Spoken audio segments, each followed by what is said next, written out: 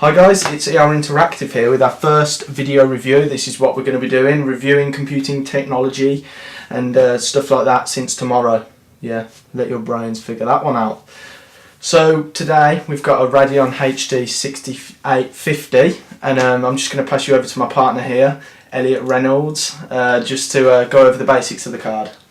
Guys, my name is Elliott, of course. Today here we've got the HIS Radion HD 6850. I'm just going to introduce the main basics of the card itself, and then I'll pass you over to Ryan for all the in-depth detailed stuff. So as you can see, it's generally just a big card itself.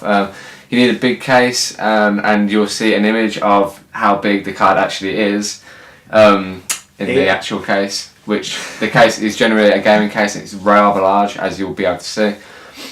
So if you just take a look at the card itself, like on the back it's got two DVI ports, one mini display port and one HDMI port.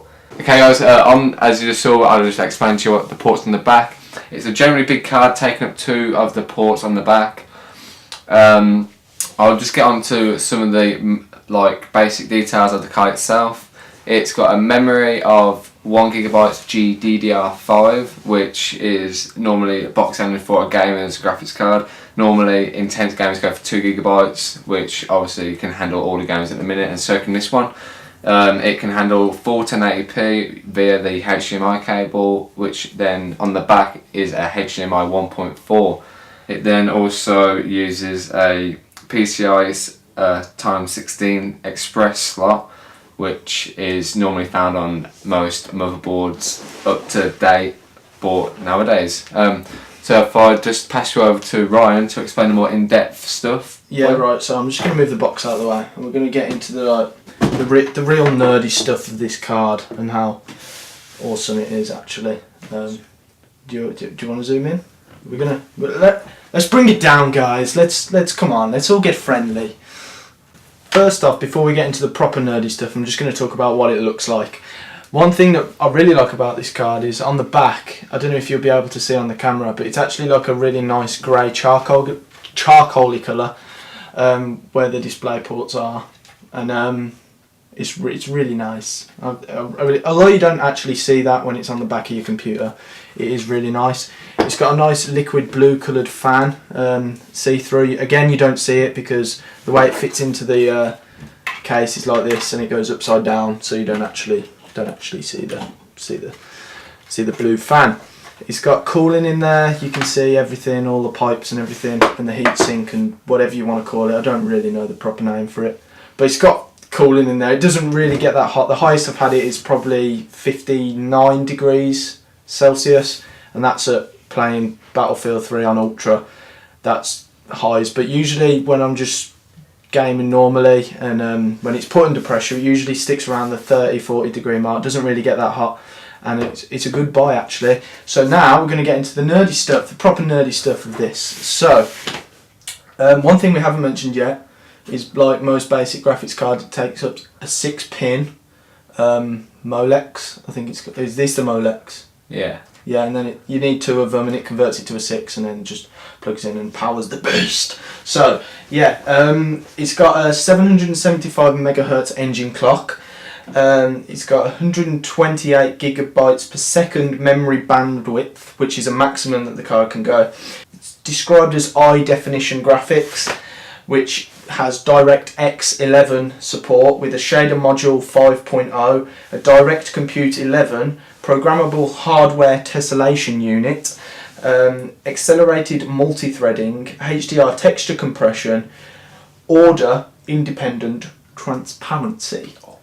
It's also got AMD Eyefinity multi-display technology, and for those of you that don't know what that is say you've got 3 monitors and you do like a triple monitor setup, and it extends the display, but on the Eyefinity it actually drags it out and makes it one big screen, so you could play like Battlefield across 3 screens rather than just the one, and having like Internet Explorer open in the other one and I don't know, Excel in the other one or something like that. It stretches it out so you can have a full immersive gaming experience really. So it's a really powerful card.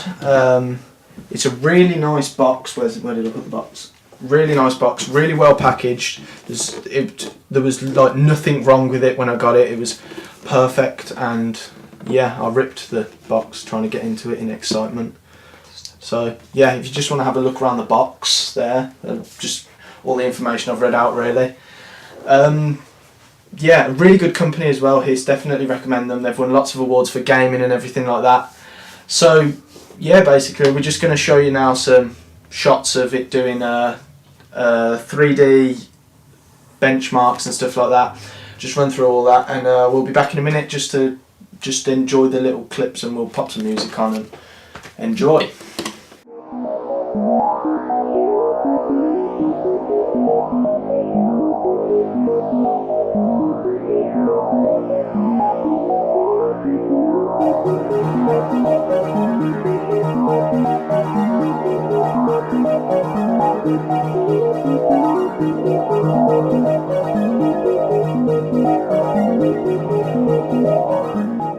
Alright, just to bring it back to the temperature bit that Ryan was on about, when you install your drivers for your graphics card on your actual computer itself, you get a program called the AMD Cashless Control Center, which is just the brains of the graphics card through the computer.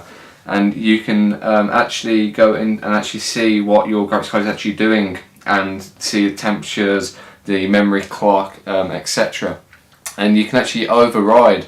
And when you override to see all the settings, you can actually upgrade, but I won't say so much upgrade, but intensify what is already defaulted at and put it higher. And when we went into the settings, we saw that the fan is defaulted at 40% fan speed, which obviously it's quiet, you can't hear the fan. If you whop up to 100, you can just about hear it, which it then gives you extra cooling for the graphics card, which is good in intense gaming. You can also speed up the memory, which then obviously will be able to push your graphics card a lot further. It may be classed as overclocking for some people, but really I think it's just a temporary overclock, because if you reinstall your Windows, everything will be back to default, as that overclock settings is only on when you're in the Windows interface itself. Yeah guys, I just thought I'd update you on that. So yeah guys, just to let you know that all the video clips you've seen of Battlefield and the gameplay is dotted about, I have overclocked, or temporarily overclocked as Elliott said earlier, from the basic 1000 megahertz that it was on when I went into the Catalyst Control Center, and you can clock it up to like 1250, and you start to, I've noticed a result, because even on like Minecraft and that, the render distance just does it that little bit faster, that gives you the nice immersive gaming experience. So yeah, overall we would highly rate this Radeon HD 6850. I picked it up for around £111. Prices have dropped now. We've found a couple of places that you can get it as low as £86 now. The place I actually bought this from has dropped it now, which I'm a bit disappointed about. It's now 96 on their website. So yeah, just search around for it. Really recommend HIS. That's basically it guys. Thanks for watching. Be sure to watch more new videos. We also have, just to update, we'll have a review on a LG 18.5 inch screen coming out within the next week. Yeah. Or so. Yep, so please guys support us, like, subscribe, comment on what you think, any problems, errors, we may have said one thing wrong, just please update us, and that's it guys. Yes, we'd be happy to help you with any questions. So yeah, we are ERInteractive, yep, reviewing computing technology since tomorrow. So yeah guys, thanks and goodbye.